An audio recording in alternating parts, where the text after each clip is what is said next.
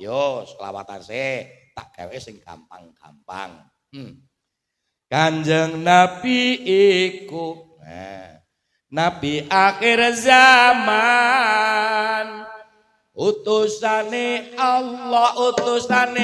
Allah marang para insan supaya nyampur nake akhlak lan iman nuduhake marang dalan kebenaran. Yo ya Rasulullah salamun alaik ya Rabbi asa ya Rabbi asa wa taraji al-atayaji asik rabbal alamin ya uailal ju ya uailal ju wal karami wis kasebut ana kitab al berjanji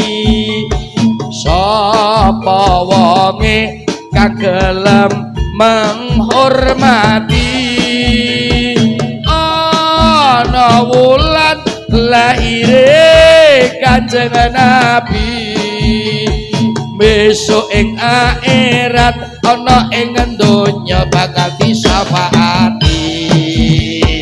Ya Rasulullah salamun alaik ya Rabbi asa ya Rabbi asa wa taraji ala matayaji rabbal alamin ya uailal ju ya uailal ju wal karami